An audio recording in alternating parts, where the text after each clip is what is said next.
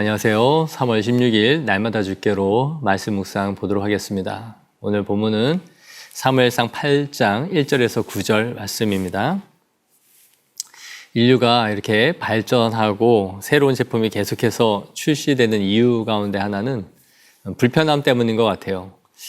무언가를 쓰다 보면 불편한 게 생기고 또 누군가는 그 불편함을 알고 신제품을 만들어서 계속 팔게 되죠.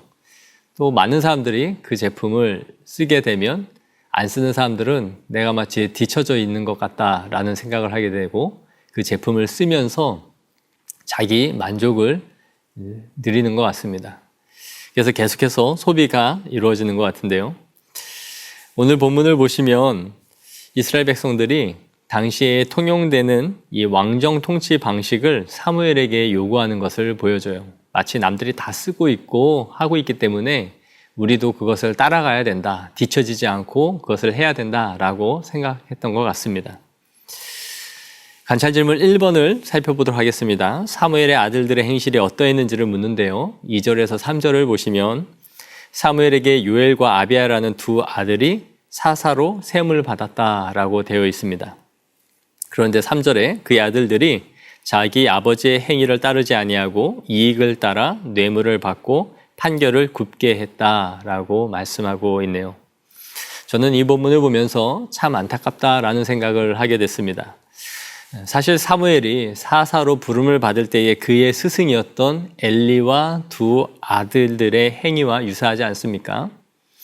사무엘은 엘리와 그의 아들들의 이 부정한 행위에 의해서 하나님이 그들을 심판하시고 사사로 부름을 받았던 사람입니다. 그런데 오늘 본문에 사무엘의 두 아들 역시도 이와 유사한 상황으로 가고 있다라는 것을 보면서 마음이 아프다라는 생각을 하게 됩니다. 사무엘의 신앙이 그의 자녀들에게 전수되지 못하고 있는 것을 보면서 이스라엘의 슬픈 역사를 예감하게 되는 것이죠. 관찰 질문 2번을 보시면 이스라엘 장로들의 요구가 무엇이었는지를 묻고 있네요. 5절을 보시면 당신의 아들들은 당신의 행위를 따르지 아니하니 모든 나라와 같이 우리에게 왕을 세워 우리를 다스리게 하소서라고 요구합니다. 발단은 사무엘의 아들들의 행실이 바르지 않았기 때문이고 이에 따라 이스라엘 백성들은 자신들도 다른 나라와 같이 왕정을 실시하게 왕을 뽑아달라라고 요구하는 것으로 나아갔던 것이죠. 그러나 이러한 요구에 대해서 하나님의 말씀이 어떠했는지를 7절에서 9절에 말씀해주고 있습니다. 7절에 하나님은 그들이 너를 버림이 아니요 나를 버린 것이다 라고 말씀하세요. 그리고 8절에 이러한 행위가 이번에 갑자기 그들이 한 행위가 아니라 출애굽할 때부터 지금까지 다른 신들을 섬기고자 하는 그들의 습관이 몸에 배어져서 나온 행동이다 라고 말씀을 하시는 거예요. 그래서 하나님은 그들의 요구대로 왕을 세워주되 엄히 경고하라 라고 말씀을 하십니다.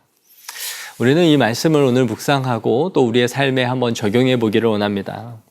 성경을 보면 하나님께서 왕정 제도를 처음부터 금지하려고 하신 것이 아니다라는 것을 보게 돼요. 왜냐하면 신명기 17장을 보시면 왕을 세우는 규례가 어떠해야 하는지를 말씀해 주고 있기 때문인 것이죠.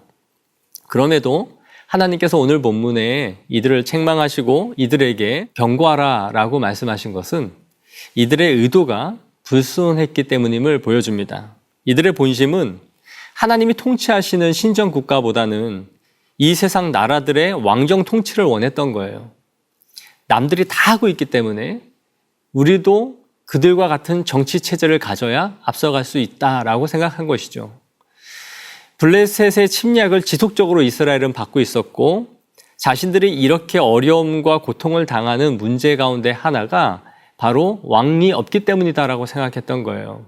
그러나 이스라엘 백성들은 신정국가로서 하나님이 그들을 지키시고 다스리는 그런 나라였습니다. 그래서 자신들이 하나님을 온전히 섬기지 못하고 있기 때문에 이러한 어려움을 당하고 있다라고 생각한 것이 아니라 우리가 이 세상 사람들이 갖고 있는 왕정제도를 하지 않고 있기 때문이다라고 생각을 했던 것이죠. 그래서 정치적 개편을 한다면 우리도 다른 나라처럼 강대한 나라가 될 수 있을 것이다 라고 생각했던 것이죠.